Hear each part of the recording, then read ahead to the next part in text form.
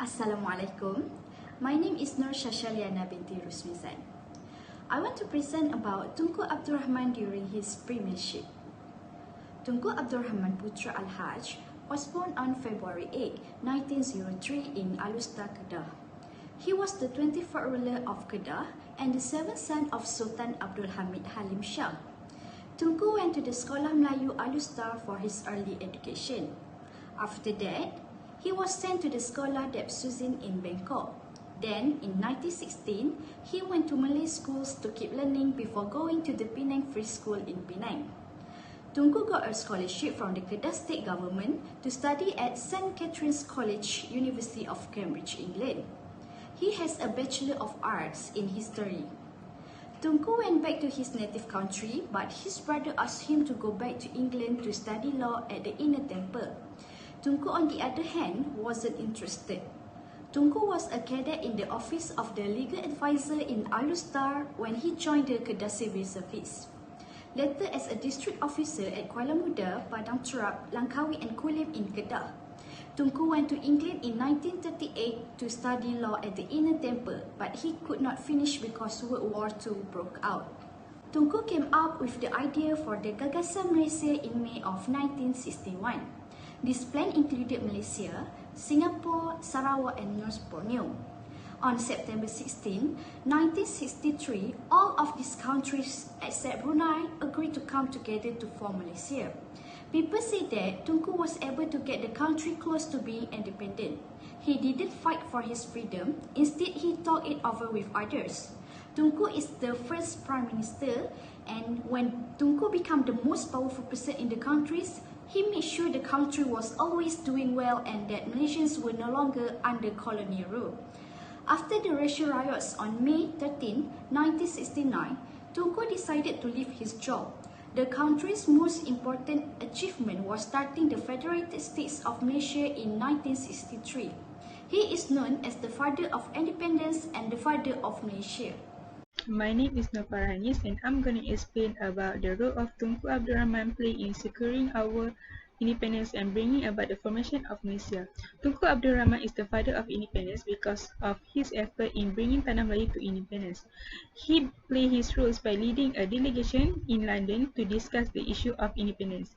Tanah Melayu at that time was colonized by the British. The British government signed the treaty and agreed to grant Malaya independence on January 8, 1956. After returning from London, he announced the independence of Malaya in 1957 on August.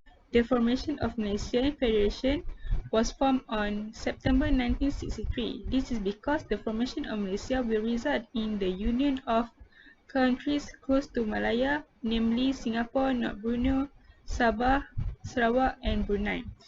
Singapore and Brunei, on the other hand, do not want to be a part of this coalition. Participants from Brunei aims to make native Malaysians majority race. Singapore's participation was motivated by the desire to avoid communist threat. However, there is problem with Sabah becoming a part of Malaysia because Sabah is said to be owned by the Sulu Sultanate in the Philippines.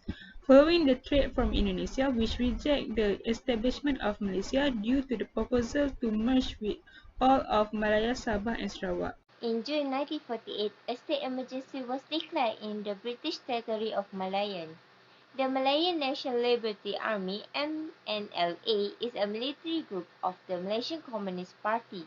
They attacked rubber plantations, mines, police outposts, grilled territory and set worker residence on fire. Henry Gurney was murdered on the first hill in October 1951 by the communists. His death caused the British authority to search the way to find the communist web. This incident marking a significant history event in Malaysia in the past. In 1955, Malaysian Prime Minister Tunku Abdul Rahman met the communist leader in Baling. During the intentional discussion, the communists argued for the peace under respective terms. However, Tunku Abdul Rahman refused to completely with their demand. In preparing for the Malaya Independence Day on August 31, 1957, the British reached an agreement. with the Alliance Administrative Grant that the country particular International Security and Protection Authority. Hi, my name is Rahman from KAM2283C. I will explain about the problem racial difference that existed during Tunku Abdul Rahman era. Tunku Abdul Rahman is the most responsible for uniting all races under one government as a father of independence who lead multiracial country. Even so, while keeping harmony, extraordinary things will also happen. One of them is Malaya unforgettable case after the tragic event of 30 May 1969 which gained independence. It is because there is strained conflict between the two sides are fighting over the fundamental reasons for what issue they assume. Two major Malay and a Chinese group were attacked and killed in the strait on May 30 before Tunku Abdul Rahman was compelled to proclaim emergency under the terms of the Emergency Act of 1948. Non-Malay citizens want more power and privilege before those sensitive questions are effected, such as the right granted by Federal Constitution for Malaysia in Article 1953. Military and police have been deployed to monitor since the upheaval ranged from one location to another. However, this incident had opened the eyes of many. The nation's leaders started to examine the question of unification with more seriousness. The violence that took place left horrific effect. For example, in Selangor, the total number of died in the period of emergency was between 172 and 196. The official number of casualties was 493. This figure could have been much higher as many people did not report their injuries. Therefore, the leader began to think of ways to prevent such a riot from ever happening again. Initially, immediate action was taken to quickly stem the violence. This included arresting people who supported the riot, such as Wee David from Gerakan, who was detained for 2 months, and Lim Kit Siang from JAP was detained for a year and a half. Other than that, imposing a curfew, controlling the news in the radio and television, and also declaring journals published by political parties illegally. As a result, to realize national integration and the formation of a nation-state, the government learned from this tragic episode and enacted some policy to overcome the problem. Hence, policy like Rukun Negara, the National Education Policy, and the National Cultural Policy were introduced to the whole country, so that its principle can be appreciated by every citizen regardless of race. During the reign of Tunku Abdul Rahman Putra Al-Haj as the first Prime Minister of Malaysia, he showed his determination to create a peaceful, developed and also harmonious country. His efforts in liberating Malaya itself are the most significant success to carve history until today. The title of Father of Independence is the great honour for his contribution, including dealing with various types of problems at the time, so including the issues of the racism until the outbreak of tragedy of 30 May 1969, which was a racial riot. Not only on the social side, he also contributed to the development of various other sectors, such as economic, religious affairs, sport, and more.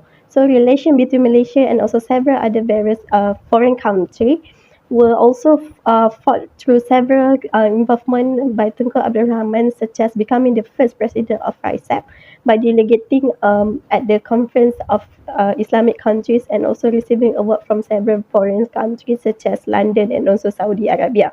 So we as the young generation, we should never forget his service and also contribution.